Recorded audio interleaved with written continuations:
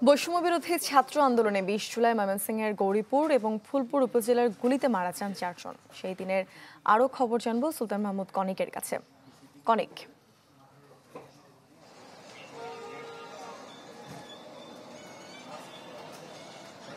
মূর্ছনা, গতকাল ২০২৪ সালের যে ১৯শে জুলাই ছিল, তখন কিন্তু সারা দেশেই সহিংসতা ছিল।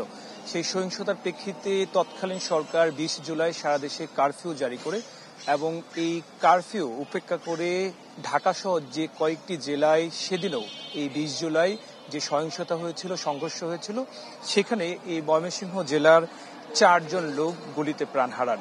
তার মধ্যে গৌরীপুর উপজেলার ৩ জন, বিপ্লব, রাকিব এবং জুবায়ের। আর ফুলপুর উপজেলার একজন দিনমজুর আছেন, তিনি সাইফুল ইসলাম, তিনিও এই গুলিতে প্রাণ হারান।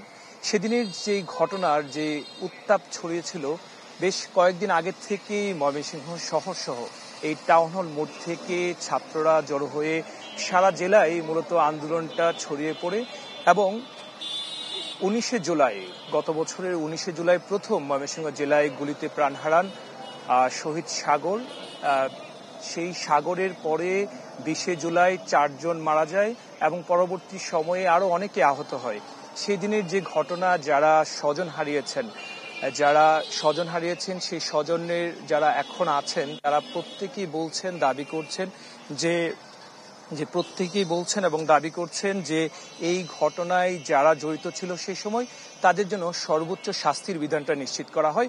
এবং এরপরে আমরা দেখেছি যে ময়মনসিংহের যে বাংলাদেশ কৃষি বিশ্ববিদ্যালয় রয়েছে, সেখানেও প্রচুর আন্দোলন হয়েছে।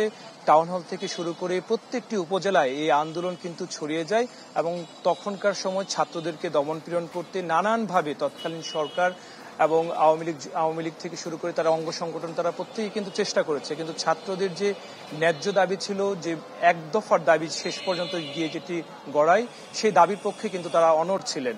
তো এই ১ বছর পরে এসে এখন যারা আছেন, যারা সেই সময় অংশ নিয়েছিলেন, আহত হয়েছেন, এমন অনেকের সাথে আমরা কথা বলেছি, প্রত্যেকেই বলছেন তারা যে কারণে শরীরে রক্ত দিয়েছেন, যে কারণে তাদের ভাইকে হারিয়েছেন, স্বজনকে হারিয়েছেন এবং যে একটি সুন্দর বাংলাদেশ নির্মাণের জন্য তাদের এই আত্মত্যাগ, সেটি যেন অবশ্যই প্রতিষ্ঠিত হয়।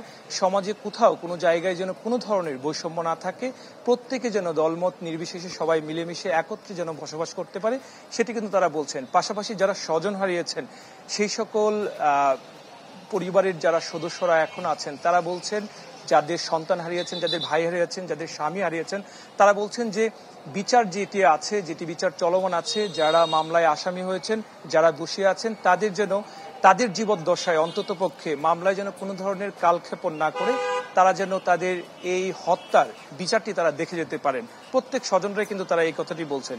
পাশাপাশি যারা আহত আছেন, তারা প্রত্যেকে একটি বিষয়ে দাবি জানিয়েছেন যে সারা দেশে যে সকল জুলাই যোদ্ধারা বর্তমানে এখনো পর্যন্ত আছেন আহত অবস্থায়, তাদের প্রত্যেকের জন্য সুচিকিৎসা যেন নিশ্চিত করা হয়।